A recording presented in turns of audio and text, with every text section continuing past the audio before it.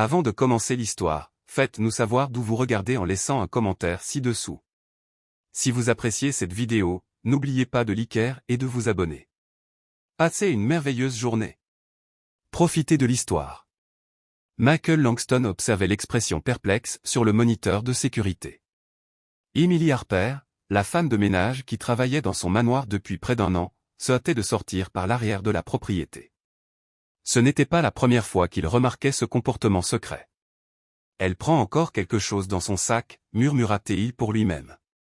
Michael était le propriétaire de Langston Innovation, l'une des entreprises technologiques les plus prometteuses de Boston. À 38 ans, il avait tout ce que l'argent pouvait acheter, un manoir de 3 étages à Beacon Hill, des voitures de luxe, et des investissements valant des millions. Mais depuis son divorce il y a 2 ans, il vivait seul dans cette grande maison, enseveli sous le travail, entouré de silence. Quelque chose dans le comportement d'Emily attisa sa curiosité. Sur une impulsion, Michael attrapa son manteau et la suivit. Il garda ses distances tandis que la jeune femme marchait rapidement sur 3 pâtés de maison, puis tourna dans une rue plus calme. C'est alors qu'il la vit s'arrêter devant quelqu'un assis par terre près d'un bâtiment abandonné. Une femme maigre, à l'air épuisé, tenait une petite fille dans ses bras. Un garçon, d'environ 5 ans, se tenait à côté d'elle, regardant tristement le sol. Des sans-abri. Michael se posta derrière un arbre, observant la scène se dérouler. « Laura, je t'ai apporté à dîner, » dit chaleureusement Emily, en sortant des contenants de nourriture de son sac. « Il y a du poulet, des pommes de terre et quelques légumes. C'est encore chaud. »« Emily, tu es un ange, » répondit la femme sans-abri d'une voix tremblante. « Je ne sais pas comment te remercier. »« Liam, regarde, j'ai apporté ce pudding au chocolat que tu aimes. » Emily ébouriffa doucement les cheveux du garçon, et il finit par sourire. Michael sentit quelque chose remuer dans sa poitrine. Sa femme de ménage prenait de la nourriture dans sa cuisine pour nourrir des sans-abri. Il aurait dû être en colère, mais il ne pouvait détacher ses yeux de la scène. Emily aida la femme à nourrir la petite fille tout en discutant gentiment avec le garçon de sa journée. « Est-ce que Sophie a encore de la fièvre ?» demanda Emily, touchant le front de la petite. « Ça a commencé hier soir. Je lui donne le médicament que tu as apporté. Mais je t'en apporterai plus demain, » promit Emily, sortant une petite couverture de son sac. Les nuits deviennent fraîches. Michael observait, fasciné, alors qu'Emily s'asseyait sur le sol sale pour parler avec la famille sans aucun signe de dégoût ou d'hésitation. Elle riait avec le garçon, racontait des histoires, et écoutait les soucis de Laura. Pendant 20 minutes, elle transforma ce coin sombre en quelque chose qui ressemblait presque à un foyer. Quand Emily partit enfin, Michael se précipita pour rentrer au manoir avant son retour. Il se glissa par une porte latérale et alla directement dans son bureau, l'esprit en ébullition. Quelques minutes plus tard, il entendit la porte de service s'ouvrir et se fermer doucement. « Monsieur Langston ?» Emily frappa à la porte du bureau. « A-t-il autre chose dont vous avez besoin avant que je parte ?» Michael leva les yeux et la vit vraiment pour la première fois en 1 an. Emily Harper avait des yeux verts intenses, des cheveux bruns attachés en une simple queue de cheval, et les nains marqués par le travail. Elle s'habillait modestement, sans rien d'ostentatoire, et se comportait avec une dignité discrète qui l'intriguait profondément à présent. « Emily, depuis combien de temps travaillez-vous pour moi ?» demanda-t-il. « 11 mois, monsieur, » répondit-elle, visiblement surprise par son intérêt soudain. « Et que faites-vous après le travail ?» Il remarqua la façon dont ses yeux se détournèrent et ses épaules se crispèrent. « Rien de spécial, monsieur. Je rentre chez moi, parfois je nettoie quelques autres maisons. » « Et vous ne prenez jamais rien dans cette maison sans permission, n'est-ce pas ?» Son visage blêmit. « Monsieur Langston, je ne ferai jamais ça. Nous devons parler demain, Emily. Venez 1 heure plus tôt. » Un frisson la parcourut, mais elle hocha la tête. « Oui, monsieur. » Après son départ, Michael resta immobile dans son fauteuil, rejouant la scène qu'il avait vue. Dans son monde de cadres calculateurs et de relations superficielles, la véritable compassion était rare. Alors que le téléphone sonnait avec insistance à côté de lui, il l'ignora, perdu dans l'image de sa femme de ménage assise sur le sol sale, partageant non seulement de la nourriture, mais aussi de l'humanité. Emily entra dans son petit appartement d'une chambre à Dorchester, un quartier ouvrier à des kilomètres du luxe de Beacon Hill. L'endroit était modeste mais impeccable, le reflet de quelqu'un qui passait ses journées à nettoyer les désordres des autres. Il sait, murmura-t-elle, laissant tomber son sac sur le canapé usé. Il sait pour la nourriture. Une vague de panique la submergea. Perdre son emploi au manoir Langston signifierait ne plus pouvoir payer le loyer, et aussi ne plus pouvoir aider Laura et ses enfants. Emily ouvrit le réfrigérateur presque vide et regarda son dîner, un demi-sandwich et une pomme. Elle mettait toujours une partie de sa propre nourriture de côté pour accompagner ce qu'elle rapportait du manoir. Elle ne prenait jamais rien de valeur ni d'argent, juste des restes qui seraient normalement jetés. Cela faisait d'elle une voleuse aux yeux de son patron millionnaire. Pendant ce temps, à seulement quelques kilomètres de là, Michael Langston était assis seul à sa table à manger extravagante. Le chef avait préparé un saumon parfait avec des légumes biologiques, mais il se contentait de piquer la nourriture, perdu dans ses pensées. Autre chose, monsieur Langston, demanda Clara, la gouvernante. Clara, que savez-vous d'Emily, la femme de ménage? La gouvernante sembla surprise par la question. Emily? C'est une bonne femme, elle travaille dur, toujours à l'heure. Nous n'avons jamais eu de problème. A-t-elle de la famille? Pas que je sache, monsieur. Elle ne parle pas beaucoup de sa vie personnelle. Pourquoi demandez-vous? Aucune raison particulière, répondit Michael vaguement. Vous pouvez partir maintenant. Merci. Après son départ, Michael prit son ordinateur portable. En quelques clics, il ouvrit les dossiers des employés et consulta le fichier d'Emily Harper. Il y avait très peu d'informations au-delà des bases, 28 ans, célibataire, diplômé du lycée, référence de 2 emplois de ménage précédents, aucun contact d'urgence familiale répertorié. Son téléphone sonna. C'était Olivia Langston, sa cousine, et directrice financière de l'entreprise. Michael, as-tu vu les messages que je t'ai envoyés? Les investisseurs de la Silicon Valley veulent des réponses d'ici demain. Sa voix semblait agacée. Je m'en occupe maintenant, mentit-il, toujours en train de lire le dossier d'Emily. Non, tu ne t'en occupes pas. Je connais ce ton. Qu'est-ce qui te distrait cette fois? Une autre idée de charité pour apaiser ta culpabilité d'être riche? Michael fronça les sourcils. Olivia avait toujours été directe, parfois presque dure, en tant que sa seule parente proche. Elle avait endossé le rôle de gardienne des affaires familiales après la mort des parents de Michael, bien qu'elle soit plus jeune que lui. Parlons en 2 mains au bureau, dit-il, essayant d'éviter le sujet. Tu as encore manqué la réunion avec les cadres d'Apex Innovation aujourd'hui. Je vais envoyer une excuse formelle. Après avoir raccroché, Michael revint au dossier d'Emily. Il y avait quelque chose chez elle qui l'intriguait. Ce n'était pas seulement l'acte de bonté dont il avait été témoin, mais la dignité avec laquelle elle l'avait accompli. Dans son monde de relations calculées, de transactions stratégiques, et d'un mariage raté, trouver quelqu'un qui donnait sans rien attendre en retour semblait presque une anomalie. Le lendemain matin, Emily arriva 1 heure plus tôt comme requis. Elle était visiblement nerveuse, serrant la sangle de son sac usé alors qu'elle attendait dans le bureau de Michael. Il entra, tenant 2 tasses de café. Il lui en offrit une. Monsieur Langston, à propos d'hier, je vous l'ai suivi, Emily. La couleur quitta son visage. Michael continua. Je vous ai vu donner de la nourriture à cette femme sans abri et aux enfants. Emily se redressa, prête à affronter ce qui allait suivre. Si vous allez me renvoyer, je comprends, mais laissez-moi expliquer. La nourriture que je prends ce sont des restes qui seraient jetés. Je n'ai jamais pris quelque chose de valeur, je le jure. Laura et ses enfants sont, depuis combien de temps faites-vous ça? Interrompit Michael, sa voix calme. 6 mois. J'ai rencontré Laura juste après qu'elle a perdu son appartement. Sophie venait de naître. Michael prit une gorgée de café, étudiant Emily par-dessus le bord de sa tasse.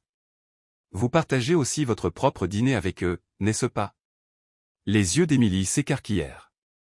Comment avez-vous? J'ai vu votre visage quand le garçon a souri pour le pudding. Ce n'était pas juste de la gentillesse, Emily. C'était du sacrifice. Elle baissa les yeux. Ce n'est pas grand-chose. J'ai aussi connu des moments difficiles. Michael posa la tasse et marcha vers la fenêtre, regardant la ville de Boston s'éveiller. Savez-vous combien d'argent j'ai donné à des œuvres caritatives l'année dernière, Emily? Non, monsieur. 3 millions de dollars. Il se tourna pour lui faire face. Mais pas une seule fois je ne me suis assis par terre avec quelqu'un qui avait besoin d'aide. Pas une seule fois je n'ai regardé dans les yeux quelqu'un qui recevait cet argent. Émilie resta silencieuse, incertaine de la direction que prenait la conversation. De quoi Laura et les enfants ont-ils besoin à part de la nourriture, demanda-t-il soudainement.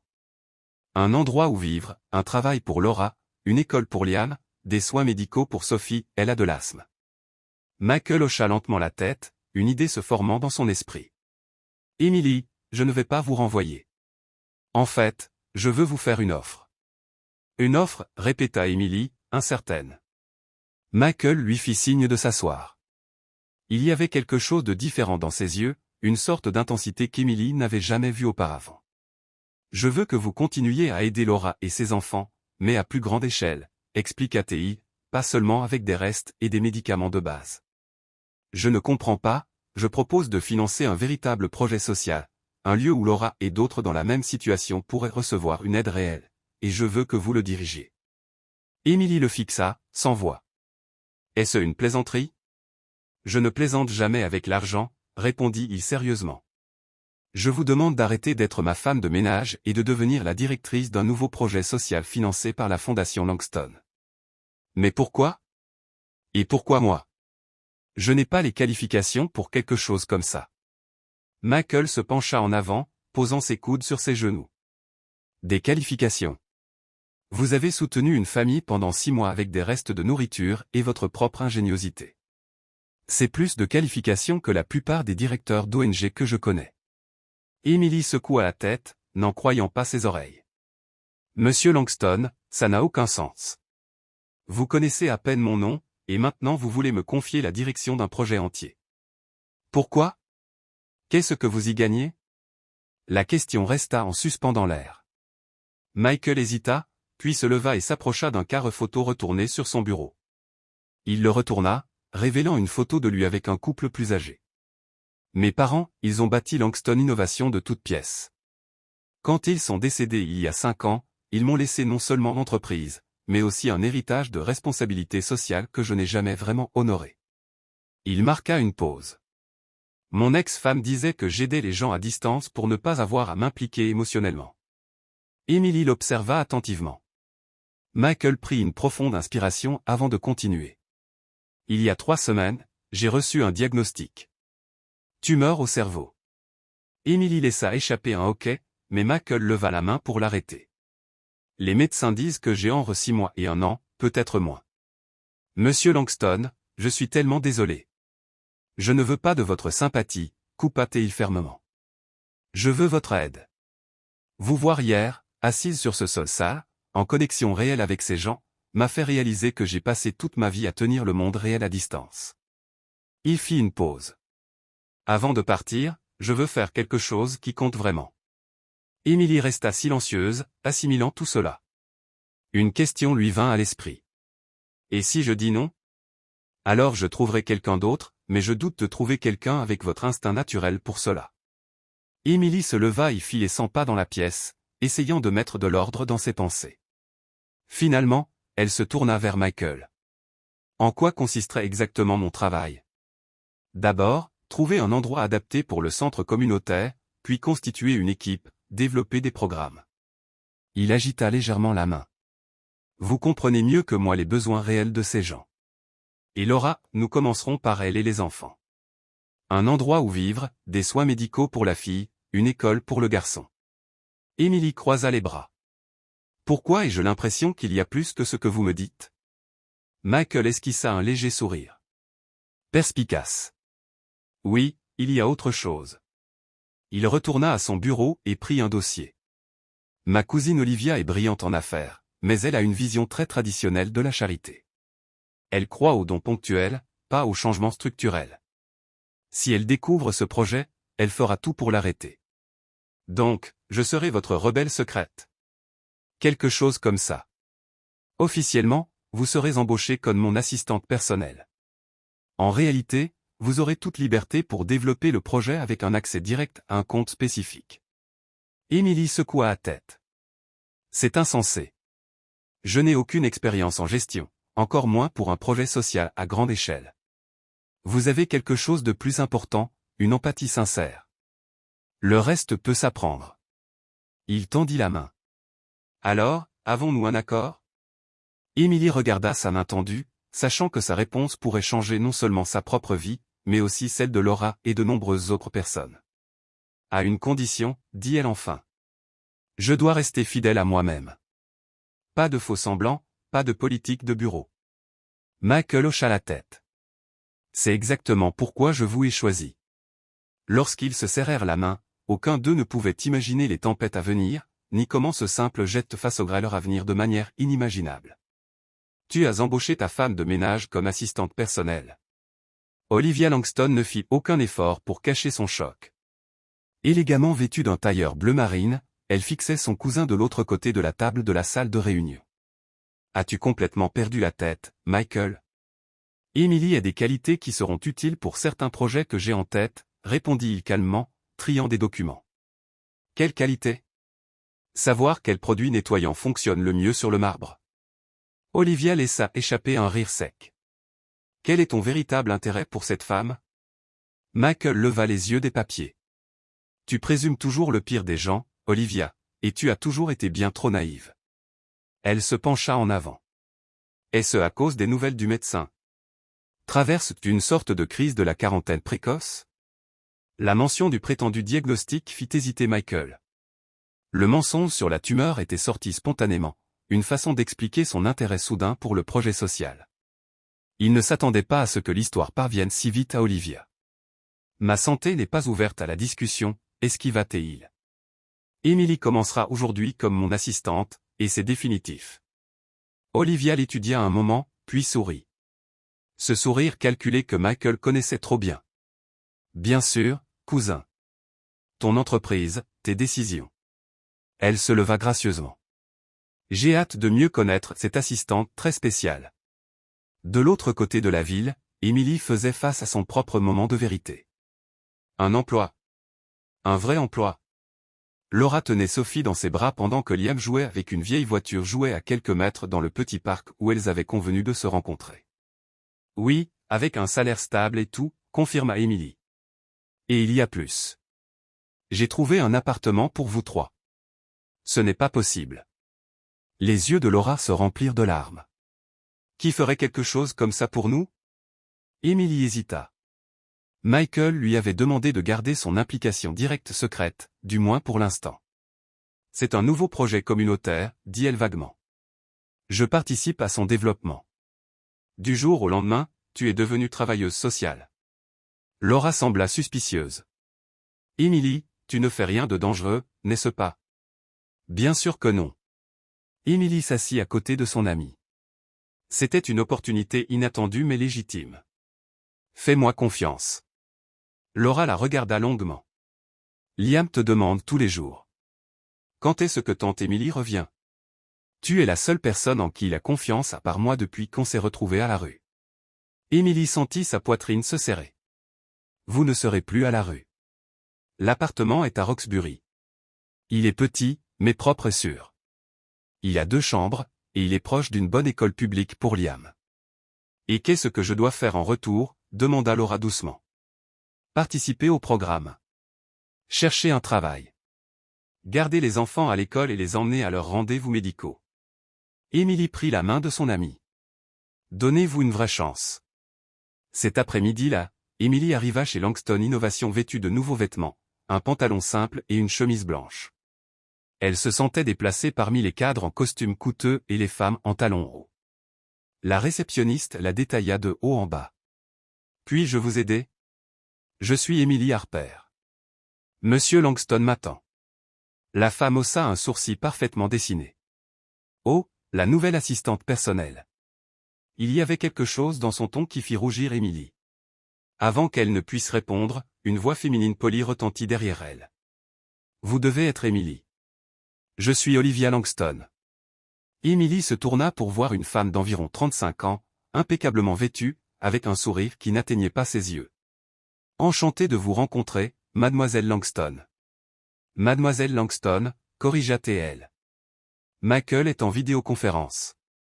J'ai pensé qu'on pourrait prendre un moment pour discuter. Ce n'était pas une suggestion, c'était un ordre. Émilie suivit Olivia dans une salle de réunion plus petite, se sentant comme un animal conduit dans un piège. Alors, commença Olivia dès qu'elle ferma la porte, comment une femme de ménage devient l'assistante personnelle du PDG du jour au lendemain.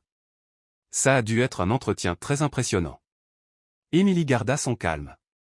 Monsieur Langston a vu du potentiel dans mon travail. Je suis sûr qu'il l'a vu. Olivia afficha un sourire froid. Mon cousin a toujours eu un cœur tendre, surtout pour les cas de charité. Je ne suis pas un cas de charité, répondit Émilie, plus fermement qu'elle ne l'avait prévu. Vraiment? Olivia inclina la tête. Eh bien, quoi que vous planifiez, sachez simplement que cette entreprise et la fortune de mon cousin sont sous ma protection. Michael est peut-être distrait pour le moment par des affaires personnelles, mais moi, je surveille toujours. La porte s'ouvrit, et Michael entra. Olivia, je vois que tu as rencontré Émilie. L'expression d'Olivia changea instantanément. Oui, nous avions une charmante conversation. Bienvenue dans l'équipe, Émilie.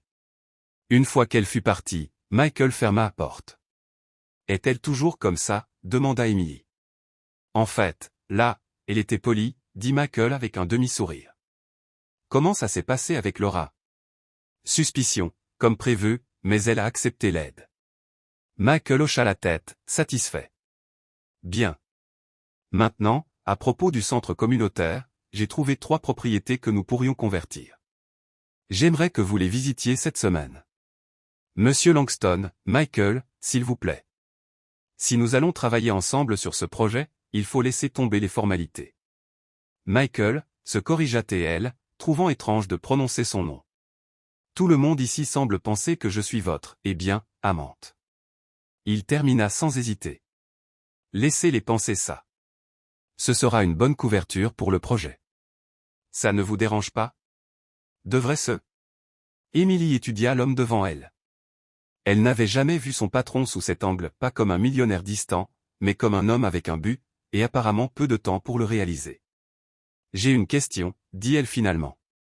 Si vous n'avez que quelques mois, comme vous l'avez dit, pourquoi commencer quelque chose que vous ne vivrez pas pour terminer? Michael croisa son regard, et pendant un moment, Émilie vit une vulnérabilité en lui qu'il montrait rarement. Peut-être parce que, pour la première fois depuis longtemps, j'ai trouvé quelque chose qui semble vraiment compter, dit-il simplement. Maintenant, mettons-nous au travail. 2 semaines plus tard, Émilie traversait un vieil entrepôt dans le quartier de Dorchester. L'espace large, avec des fenêtres couvertes de poussière, était vide depuis des années, mais elle voyait déjà le potentiel. C'est parfait, dit-elle, sa voix résonnant dans l'espace vide. Nous pourrions avoir un logement temporaire à l'étage, une cuisine communautaire là-bas, et un espace de formation professionnelle dans ce coin. Michael observait Émilie avec une admiration croissante. Elle s'était jetée dans le projet avec une passion et une compétence qui le surprenaient. En seulement 2 semaines, elle avait recherché des modèles de centres communautaires, visité des organisations locales à but non lucratif, et élaboré un plan de base qui impressionnerait n'importe quel expert en services sociaux. Comment avez-vous appris tout cela si vite? Demanda-t-il. Émilie haussa les épaules. Principalement sur Internet et en parlant aux gens qui ont vraiment besoin d'aide. Parfois, la meilleure recherche, c'est simplement d'écouter. Je suis d'accord, dit une voix féminine derrière eux. Olivia se tenait à l'entrée, élégante comme toujours dans sa robe coûteuse, totalement déplacée dans l'espace poussiéreux. Michael fronça les sourcils. Comment nous as-tu trouvé? Olivia sourit. Je gère les finances de l'entreprise, souviens-toi. Tout achat significatif passe par mon bureau, y compris l'acquisition de cet endroit charmant. Émilie et Michael échangèrent des regards inquiets. Olivia, j'allais t'en parler, commença Michael. À propos de ton petit projet caritatif, interrompit-elle, traversant l'espace et passant ses doigts le long d'un mur avec une désapprobation évidente. Un centre pour les sans-abri, d'après ce que j'ai compris dans les documents. Noble. Coûteux, mais noble. L'argent vient de mon compte personnel, dit Michael. Et le nom de la fondation sur les documents, demanda Olivia. Langston. Le même nom que porte notre entreprise. Le même nom que nos investisseurs associés à la technologie de pointe, pas à la soupe pour les sans-abri. S'il vous plaît, ne parlez pas comme ça, intervint Émilie, incapable de se retenir. Olivia se tourna lentement vers elle, les sourcils levés dans une surprise théâtrale. Pardon? La femme de ménage a maintenant des opinions sur la stratégie d'entreprise? Michael s'avança. Emily gère ce projet sous ma supervision directe, Olivia. Vraiment? Fascinant. Olivia s'approcha d'Emily. Alors, dites-moi, Emily, quelle expérience avez-vous dans la gestion de projets sociaux? Quel est votre parcours académique avant de dépoussiérer le manoir de mon cousin? Où avez-vous travaillé exactement? Emily soutint le regard d'Olivia sans ciller. La véritable expérience ne vient pas toujours avec un diplôme. Diplomatique, dit Olivia avec un rire sans humour. Michael a toujours eu un faible pour les causes perdues. D'abord le mariage raté, et maintenant. Elle fit un vague geste vers l'espace autour d'eux. Michael semblait sur le point d'exploser, mais, étonnamment, ce fut Emily qui s'avança. Mademoiselle Langston, je comprends votre inquiétude pour la réputation de l'entreprise. C'est pourquoi nous prévoyons de lancer ceci comme une initiative séparée avec sa propre image de marque. Les investisseurs n'ont même pas besoin de savoir, sauf si nous voulons utiliser plus tard pour du marketing social. Olivia et Michael regardèrent Emily, tout aussi surpris. Elle continua, quant à mon expérience, j'apprends vite, et j'ai quelque chose que beaucoup de gestionnaires formés n'ont pas, un contact direct avec les gens que nous essayons d'aider. Je sais exactement ce dont ils ont besoin parce que je vis parmi eux. Olivia étudia Emily un moment, puis afficha un sourire qui n'avait rien de chaleureux. Impressionnant. Une femme de ménage avec un talent pour les relations publiques. Elle se tourna vers Michael. Garde ton petit jouet caritatif, cousin. Si ça t'aide à surmonter ce moment difficile, qui suis-je pour juger? Juste, garde les chiffres séparés, et je m'en accommoderai. Après le départ d'Olivia, un silence lourd s'installa entre eux. Elle va enquêter sur vous, dit enfin Michael. Olivia ne lâche jamais rien. Emily sentit un frisson la parcourir. Que pourrait-elle trouver? Ça dépend. Avez-vous quelque chose à cacher? Ce soir-là, seule dans son appartement, Emily ouvrit une boîte cachée au fond de son placard. À l'intérieur se trouvaient des coupures de journaux jaunis et des photographies soigneusement conservées. Avec des doigts tremblants, elle prit un article de journal avec le titre « Une fraude d'1 million de dollars secoue le marché financier de Chicago ». La photo montrait un homme en costume emmené par la police. Et juste derrière lui, légèrement flou, une Emily plus jeune, vêtue de vêtements élégants qu'elle se souvenait à peine avoir portés. « Thomas », murmura-t-elle à l'image de l'homme. « Tu as tout détruit. » Emily était autrefois Emily Sullivan, épouse de Thomas Sullivan, l'un des consultants financiers les plus prometteurs de Chicago. Il menait une vie de luxe, galas de charité, voyages internationaux, tout jusqu'au jour où tout s'effondra. Thomas avait mis en place un système frauduleux qui avait trompé investisseurs et amis. Quand la vérité éclata, il se donna la mort, laissant Emily affronter seule les conséquences, dettes colossales, poursuites judiciaires, et stigmatisation sociale. Elle tenta de reconstruire sa vie, changea de nom, et recommença de zéro à Boston. Pendant des années, elle travailla dur pour rembourser les dettes qu'elle pouvait, vivant aussi simplement que possible. Le traumatisme l'avait profondément changée, et maintenant, par un étrange coup du sort, elle se retrouvait à travailler pour un autre homme d'affaires riche. Son téléphone sonna, la tirant de ses pensées. C'était Michael. « Emily, j'ai besoin que vous veniez au domaine demain matin. J'ai une idée pour accélérer les choses avec le projet. » « Est-ce que quelque chose s'est passé ?» demanda-t-elle, inquiète par l'urgence dans sa voix. « Rien de grave. Je veux juste tirer le meilleur parti du temps que j'ai. » Sa vague référence à la prétendue maladie fit pincer les lèvres d'Emily. Même si c'était pour une bonne cause, mentir sur quelque chose d'aussi sérieux la dérangeait toujours. « Je serai là à 8 heures. » Après avoir raccroché, Emily rangea soigneusement les coupures de journaux. Si Olivia découvrait son passé, tout serait ruiné, pas seulement son emploi, mais plus important encore, l'aide qui commençait enfin à atteindre Laura et tant d'autres qui en avaient besoin. La pluie martelait les fenêtres du manoir Langston quand Emily arriva le lendemain matin. Michael l'accueillit dans le bureau, rempli de plans architecturaux et de documents. « Je veux accélérer la rénovation de l'entrepôt », dit-il sans délai. « J'ai engagé une entreprise de construction qui peut terminer le travail en 1 mois au lieu de 3. Les yeux d'Emily s'écarquillèrent. Est-ce même possible? Avec assez d'argent, presque tout l'est, dit Michael. Il semblait différent, plus énergique, presque maniaque.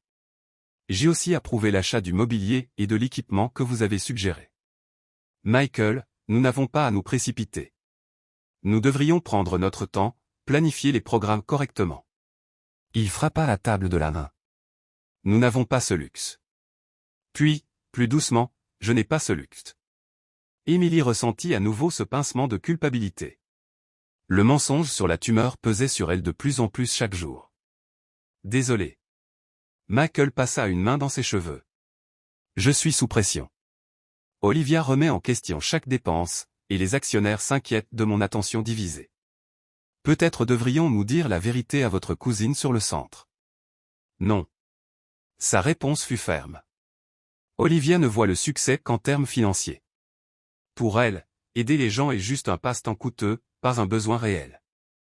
Un coup de tonnerre fit trembler les fenêtres, suivi d'une soudaine panne d'électricité. Le manoir fut plongé dans l'obscurité.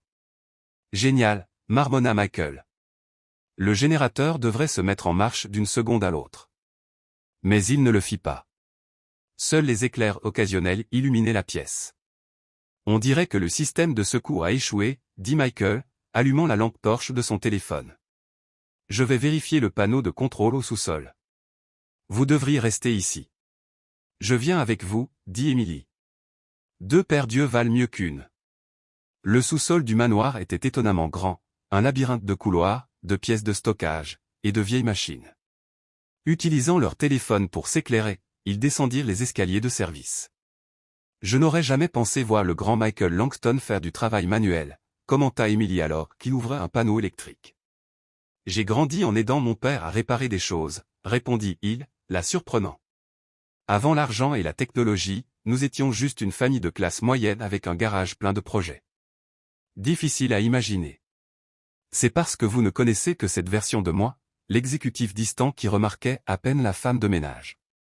Émilie sentit son visage rougir. Eh bien, vous vous rattrapez maintenant. Un fracas assourdissant ébranla la structure, suivi du bruit de quelque chose qui se brisait. Instinctivement, Michael attira Émilie près de lui, la protégeant. La foudre, dit-il, la tenant toujours. Elle a dû frapper un arbre à proximité. Ils étaient soudain très proches, leur visage éclairé seulement par la lueur bleutée de leur téléphone. Le cœur d'Émilie battait la chamade à cause du choc, se dit-elle. Je pense qu'on peut se lâcher maintenant, murmura-t-elle. Oui. Michael la relâcha rapidement et se concentra à nouveau sur le panneau. J'ai trouvé le problème, un fusible grillé. Alors qu'il travaillait à le remplacer, Émilie observait ses mains fortes, capables, rien à voir avec ce qu'elle avait imaginé d'un exécutif millionnaire. Il y avait tellement plus chez cet homme qu'elle ne l'avait pensé au départ. Alors, à quoi ressemblait votre vie avant, demanda-t-elle. Quand vous étiez juste un gamin de classe moyenne ordinaire. Michael sourit, concentré sur la tâche. Plutôt normal. École publique, travail pendant les vacances d'été, je me disputais avec ma cousine pour savoir qui utiliserait la voiture le week-end. Difficile de croire que vous et Olivia étiez proches. Nous étions inséparables, dit-il. Olivia était brillante, elle m'aidait toujours avec mes devoirs. Quand mes parents sont morts, c'est elle qui m'a empêché de m'effondrer. Que s'est-il passé entre vous deux? Je veux dire. Michael fit une pause, réfléchissant. Le succès, l'argent, des visions différentes de ce qu'il fallait en faire. Il haussa les épaules. Et vous? Avez-vous toujours été aussi dévoué à aider les gens? Émilie détourna le regard. Pas toujours. Il y a eu un temps où j'étais très centré sur moi-même. Qu'est-ce qui a changé? Un souvenir douloureux traversa son visage. J'ai appris à mes dépens que construire une vie sur les apparences et l'argent, c'est comme construire un château de sable à marée haute. Avant que Michael ne puisse en demander plus, les lumières revinrent soudainement. Le moment d'intimité fut rompu par le retour de l'électricité. Mission accomplie, dit-il, refermant le panneau.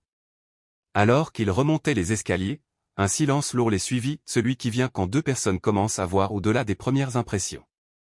De retour dans le bureau, il reprit la conversation sur le centre communautaire, mais quelque chose avait changé. La distance professionnelle s'était fissurée juste assez pour laisser entrevoir des brides de vulnérabilité des deux côtés.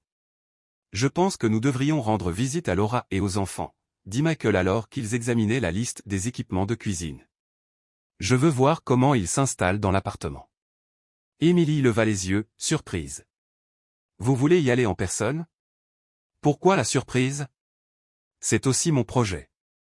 C'est juste, vous semblez toujours préférer aider à distance sans trop vous impliquer. Michael posa son stylo et s'adossa à son fauteuil. Peut-être que j'essaie de changer ça. Réalisez que votre temps est limité a tendance à réorganiser vos priorités. Une fois de plus, le mensonge sur sa santé plana entre eux. Émilie sentit un nœud dans son estomac. Michael, à propos de votre condition, je ne veux pas en parler, interrompit fermement. Chaque jour a assez de problèmes comme ça, non? C'est vrai.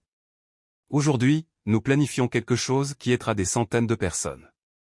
C'est sur ça que je veux me concentrer.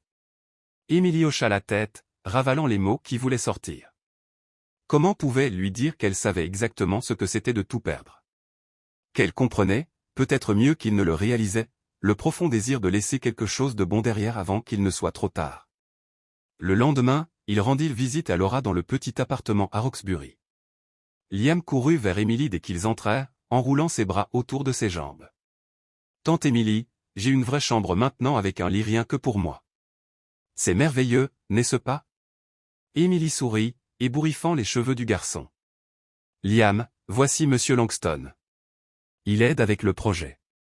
Le garçon leva les yeux vers Michael avec curiosité.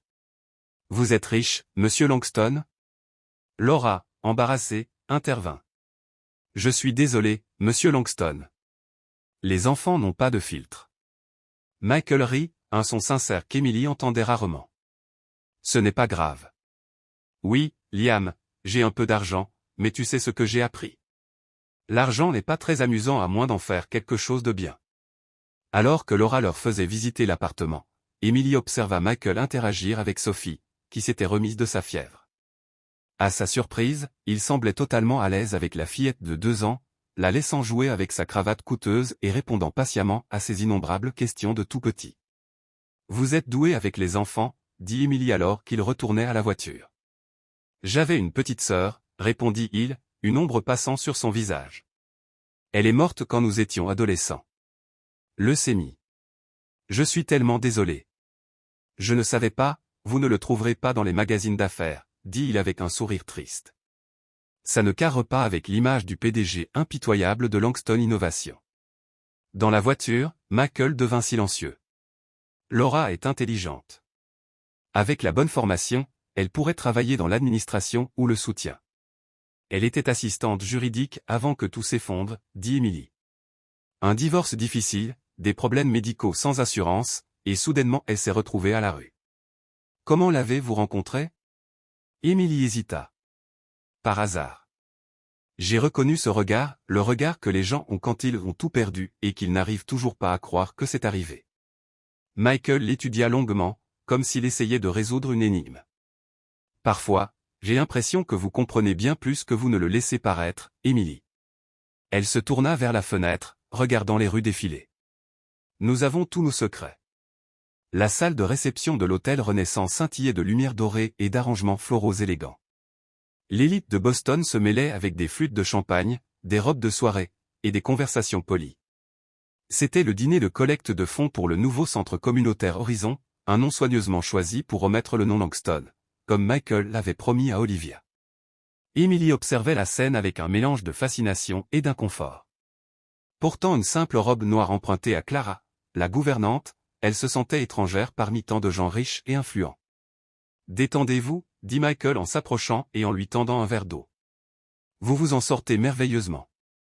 La moitié de ces gens pensent que je suis votre maîtresse.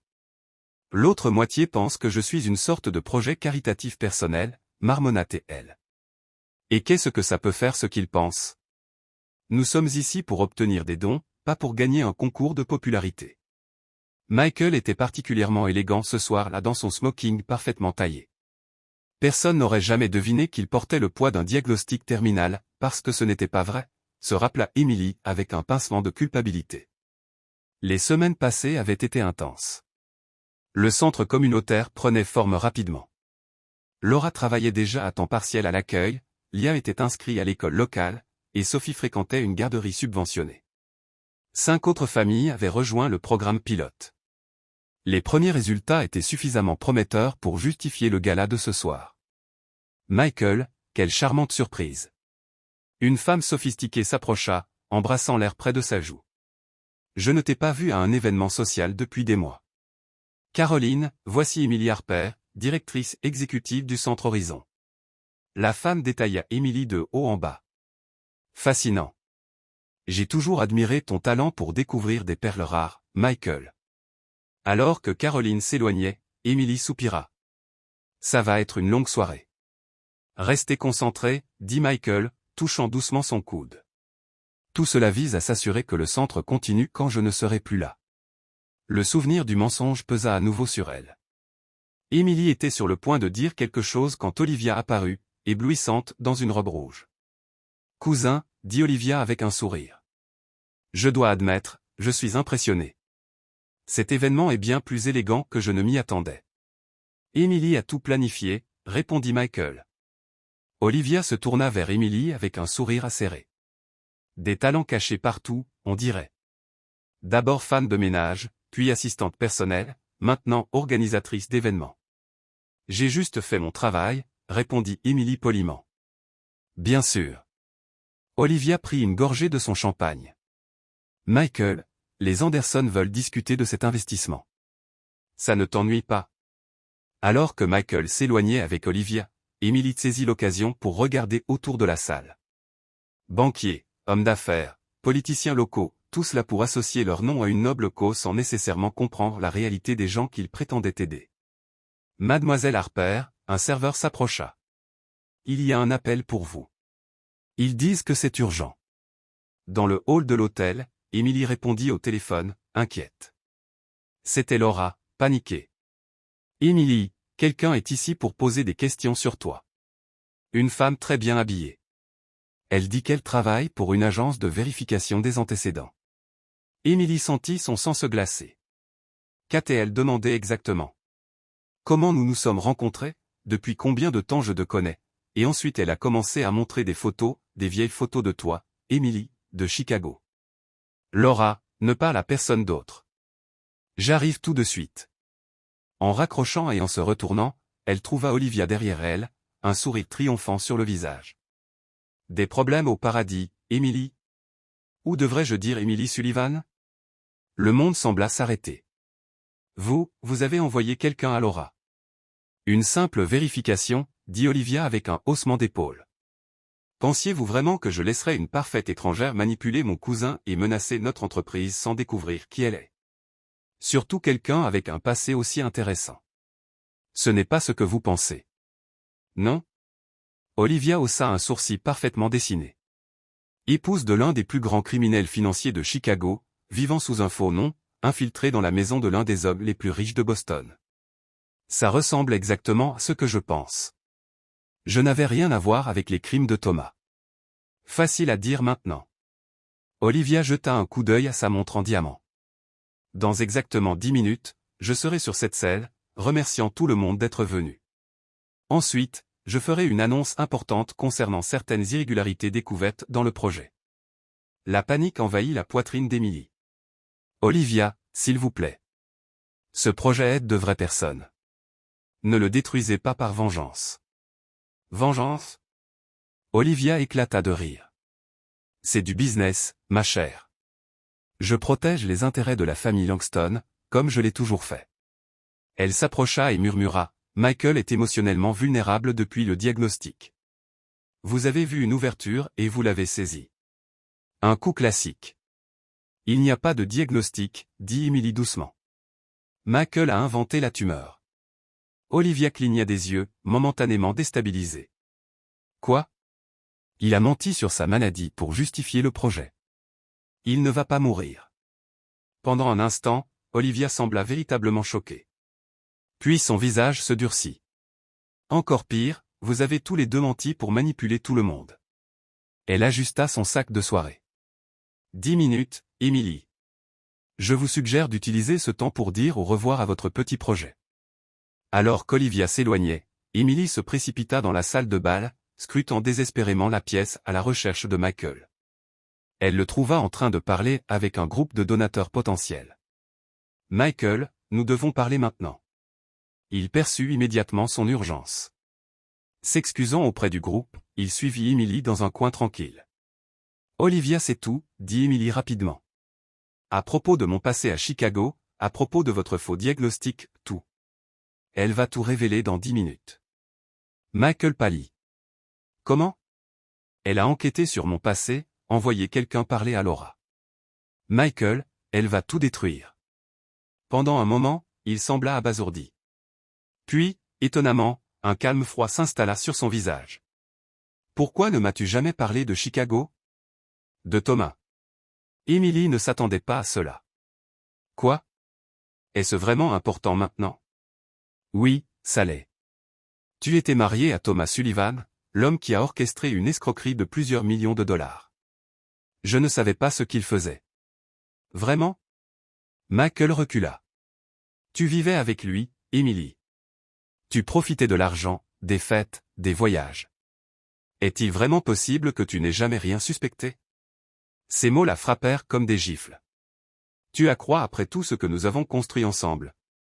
Nous l'avons construit sur des mensonges, dit-il amèrement. Tu as caché ton passé. J'ai prétendu être malade. Pour aider les gens. Tout ce que nous avons fait était pour aider de vraies personnes. Michael passa une main sur son visage, semblant soudain épuisé. Peut-être qu'Olivia a raison. Peut-être que je me suis laissé emporter par une histoire parfaite, la femme de ménage au grand cœur nourrissant secrètement les pauvres. Non. Emily sentit les larmes lui piquer les yeux. Ne fais pas ça. Ne la laisse pas ruiner quelque chose de bien à cause de la politique d'entreprise. L'animateur annonça que les discours de remerciement commenceraient dans 5 minutes. Je vais lui parler, dit Michael. Peut-être que je peux conclure un accord. Quel genre d'accord? Nos noms sont en jeu, non, Michael. Mon nom est en jeu. Le nom de ma famille. Mon entreprise. Ces mots sortirent avant qu'elle ne puisse les arrêter. Et les gens que nous aidons? Laura, Liam, Sophie, n'ont-ils pas d'importance? Michael hésita, la lutte intérieure clairement visible dans ses yeux. Bien sûr qu'ils comptent, mais je dois penser à la situation dans son ensemble. La situation dans son ensemble. Tu étais un homme différent dans le sous-sol pendant cette panne. Un homme qui se souciait de ce qui compte vraiment. Avant qu'il ne puisse répondre, Olivia monta sur la scène, resplendissante dans sa robe rouge. Le microphone grésilla légèrement alors qu'elle l'ajustait. Bonsoir à tous. Au nom de la famille Langston, je veux vous remercier d'être venu à cet événement caritatif. Emily regarda Michael une dernière fois, ne voyant que de l'hésitation sur son visage. Le cœur brisé, elle se tourna et marcha vers la sortie. Avant de passer aux remerciements, continua Olivia, j'ai une annonce importante concernant le centre communautaire Horizon et qui le dirige vraiment. Emily ne resta pas pour entendre la suite. Les larmes coulant sur ses joues, elle quitta la salle élégante et sortit dans la nuit froide de Boston, se sentant une fois de plus comme si elle perdait tout ce qu'elle avait construit.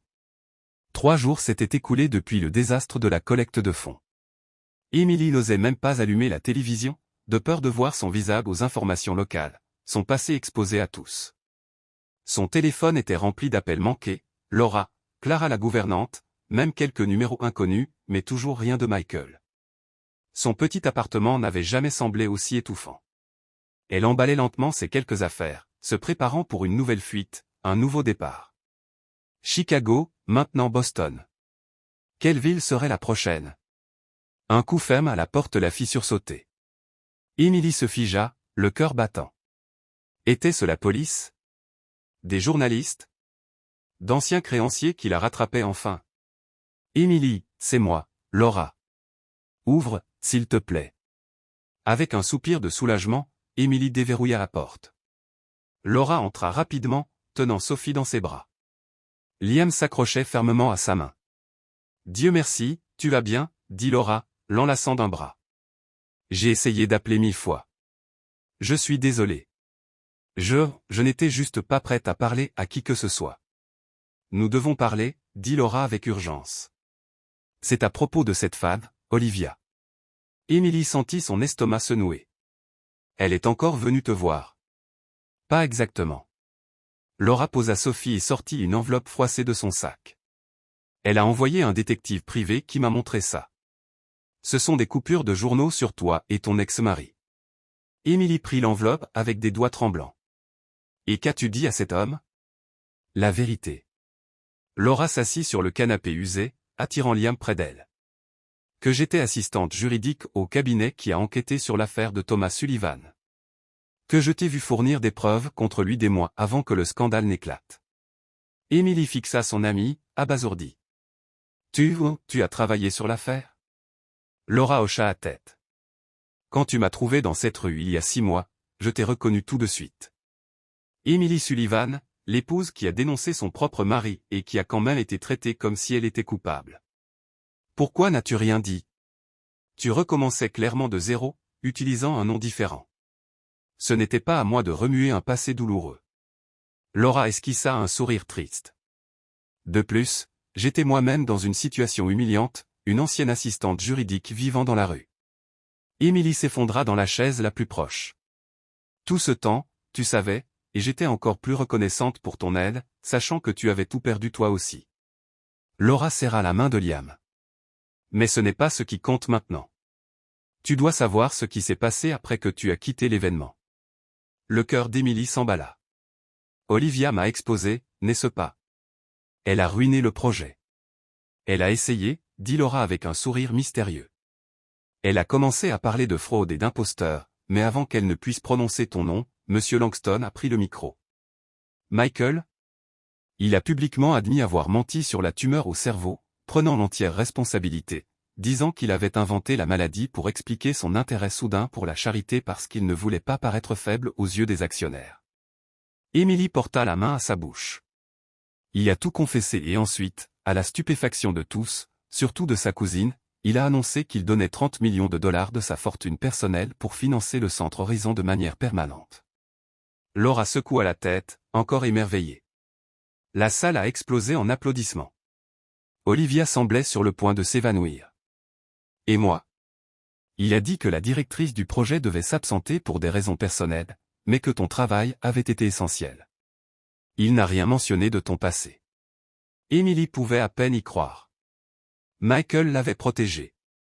Même après avoir appris la vérité, il avait sauvé le projet, même au prix de sa propre réputation. Ce n'est pas tout, continua Laura. Hier, l'enquêteur est revenu à mon appartement. Il a dit qu'Olivia Langston voulait me rencontrer personnellement. Et tu y es allé? Avec Liam et Sophie? Oui. Je pensais qu'elle voulait plus de saleté à utiliser contre toi, mais... Laura fit une pause. Elle voulait confirmer mon histoire sur le fait que tu avais dénoncé ton mari, sur ton innocence. Et je lui ai montré des documents que j'avais gardés de cette époque, des déclarations, des dates. J'ai prouvé que tu avais essayé d'exposer Thomas des mois avant le scandale, mais personne ne croyait l'épouse, chercheuse d'or. Laura prit une profonde inspiration. Émilie, Olivia m'a offert un emploi dans le département juridique de Langston Innovation. Émilie cligna des yeux plusieurs fois, essayant d'assimiler. Elle a fait quoi? Elle a dit qu'elle avait besoin de quelqu'un avec une intégrité vérifiable pour superviser la conformité juridique sur le projet. Je commence lundi. Laura esquissa un sourire nerveux. Salaire complet, avantages, garderie d'entreprise pour Sophie. Les pièces commencèrent à s'assembler dans l'esprit d'Émilie. Michael n'avait pas seulement pris le blâme publiquement. Il reconstruisait le projet, avec ou sans elle. Et le Centre Horizon, demanda-t-elle finalement. Il avance. Les rénovations sont en cours, et de nouvelles familles sont en train d'être interviewées. Laura hésita. Il cherche une nouvelle directrice, Émilie. Monsieur Langston ne cesse de demander de tes nouvelles. Une boule se forma dans la gorge d'Émilie. Il sait comment me trouver. Il pense que tu ne veux pas être trouvé. C'est ce qu'il a dit à Olivia, devant moi. Si Émilie veut revenir, la porte est ouverte. Si elle préfère recommencer à zéro ailleurs, je respecterai son choix. Liam, qui était resté silencieux tout ce temps, tira sur la manche d'Émilie. Tante Émilie, tu vas partir.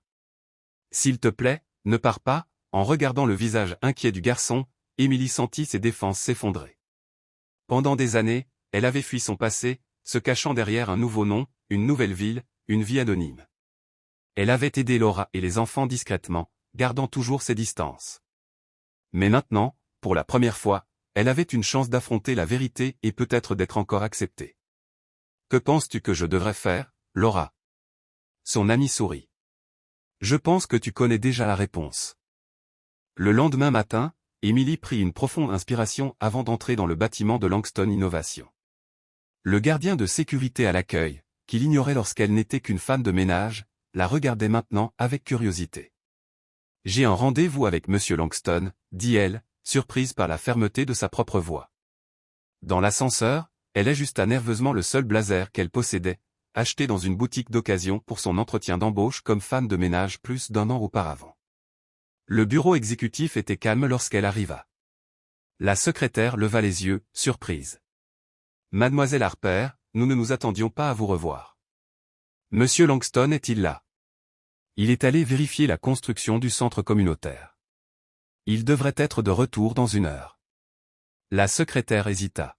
« Mademoiselle Harper, beaucoup de ce qui se dit ici, tout n'est pas vrai, n'est-ce pas? » Emily esquissa un léger sourire.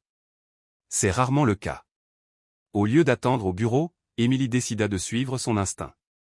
Elle prit un taxi jusqu'à l'adresse du centre communautaire à Dorchester. Le vieil entrepôt était presque méconnaissable, avec des échafaudages couvrant la façade et des ouvriers s'affairant tout autour. Et là, au milieu du chaos organisé, Michael Langston, en jean et manches retroussées, examinant des plans avec le superviseur du site. Pendant quelques secondes, Emily l'observa de loin. Il y avait quelque chose de différent chez lui maintenant, quelque chose de plus réel, moins calculé que le PDG poli qu'elle avait rencontré pour la première fois. Enfin, rassemblant son courage, elle marcha vers lui. Michael se tourna comme s'il sentait sa présence et soupira en la voyant. Emily, son nom sortit comme un soupir de soulagement. « J'ai entendu dire que vous cherchiez une directrice, » dit-elle simplement. Un sourire lent se répandit sur son visage. « Postulez-vous pour le poste? » Ça dépend. Que s'est-il passé avec la dernière? Elle avait un passé compliqué, mais elle avait aussi une sorte d'intégrité que j'ai été lent à reconnaître. Emily regarda le bâtiment en transformation. J'ai entendu dire que vous avez pris le blâme pour le mensonge sur la tumeur. C'était mon mensonge à assumer. Michael s'approcha. Pourquoi ne m'as-tu jamais parlé de Chicago? De Thomas. Pour la même raison que vous avez inventé une maladie, parfois, nous mentons parce que nous avons peur que la vérité nous rende inacceptables. Un moment de compréhension silencieux passa entre eux. Laura m'a tout raconté, continua Michael. Comment tu as essayé de dénoncer ton mari, comment personne ne t'a cru, comment tu as tout perdu même si tu étais innocente. Il secoua la tête. J'aurais dû demander avant de juger, et j'aurais dû te faire confiance avec la vérité. Nous avons construit ce projet sur des mensonges, comme je l'ai dit cette nuit-là. Mais ce que nous avons construit lui-même n'est pas un mensonge. Michael fit un geste vers le bâtiment. C'est réel. Ce que nous faisons pour Laura, pour Liam et Sophie, pour toutes ces familles, c'est réel. Emily sentit les larmes commencer à se former. Est-ce qu'Olivia me déteste toujours? Michael esquissa un léger sourire. Olivia ne t'a jamais détesté. Elle avait peur que tu sois comme Rachel. Qui? Mon ex-femme. Elle m'a épousé pour l'argent, et quand nous avons divorcé, elle a emporté une fortune. Michael haussa les épaules. Olivia a toujours été un peu trop protectrice. Elle a embauché Laura. Oui, à ma surprise. Apparemment, ma cousine a un faible pour les femmes qui tiennent tête au système pour faire ce qui est juste. Il tendit la main. Alors, qu'en dis-tu, Emily? Prête pour un nouveau départ? Plus de mensonges cette fois.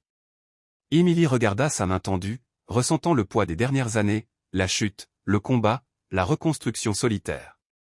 Puis elle regarda le centre communautaire, où d'autres auraient maintenant la chance de reconstruire leur propre vie. Plus de mensonges, acquiesça-t-elle, prenant sa main. Mais la poignée de main se transforma rapidement en quelque chose de plus, une étreinte spontanée, pleine de soulagement et de possibilités. Les semaines suivantes passèrent à toute vitesse. Le centre communautaire Horizon se concrétisait rapidement.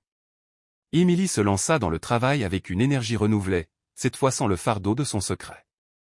Michael resta impliqué, lui aussi, surprenant tout le monde par son engagement personnel dans le projet. Monsieur Langston, nous avons un problème avec la cuisine industrielle, dit Emily en entrant dans son bureau un après-midi, portant des plans et des notes de budget. Le code sanitaire exige, Michael, corrigea-t-il sans lever les yeux de ses papiers. Combien de fois dois-je te le rappeler? C'est dur de perdre l'habitude après t'avoir appelé, monsieur, pendant toute une année. Il leva enfin les yeux vers elle, un sourire malicieux sur les lèvres. Tu as l'air différente. Je suis allé au salon, dit Emily, touchant inconsciemment ses cheveux fraîchement coupés.